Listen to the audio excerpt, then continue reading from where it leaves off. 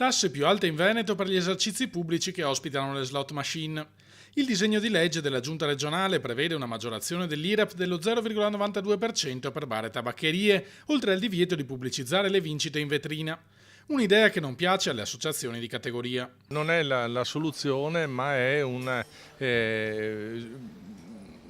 assolutamente l'ennesimo provvedimento che serve per far cassa e non risolvere i problemi. Aumentare la tassazione a bar e ristoranti già tartassati dalle imposte, sostiene Ernesto Pancin dell'Associazione Esercenti Pubblici Esercizi di Venezia, non aiuta a combattere il gioco d'azzardo, ma solo a puntare il dito contro un colpevole di comodo. Temo che la politica voglia cercare un capro espiatorio e cerca nei negozi e nei pubblici esercizi, questo non è corretto. La stragrande maggioranza dei proventi del gioco d'azzardo, ricorda il rappresentante degli esercenti, finisce infatti nelle casse dello Stato. La lotta alla ludopatia e per quanto riguarda più in generale la lotta al gioco d'azzardo dovrebbe interessare tutto ciò che è gioco d'azzardo e quindi parliamo dei monopoli, parliamo di tutti, dai gratta e vinci fino al Superenalotto, fino